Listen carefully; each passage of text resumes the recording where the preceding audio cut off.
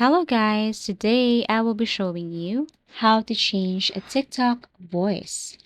If you find this video helpful, please do like and subscribe. So step 1, launch your TikTok application and then tap this plus icon to record or import a video or picture from your album. Let's just say I wanted to use this picture right here and I wanted to record my own voice. Let's just say it's a presentation or a tutorial. So I'm going to record my voice. I'm going to long press this red button right here for me to start recording. Once you release this or once done, then you will see this option below where you can change your voice or change a voiceover. So all you have to do is to tap this. There's this trending, characters, everything is up to you.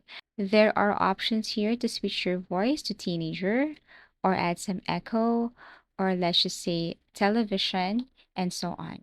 So I will be recording my own voice and I'm going to show you the result or how to change your TikTok voice. So here's the Hey example. guys, welcome to our channel. In this video, I will show you. Hey everyone, and this again moment. So you just have to select whatever you want here. So there are different voices that you can choose. All you have to do is to click and then after that tap on save. So basically that's how easy it is to change your TikTok voice. Thank you so much for watching and see you again in our next video tutorials.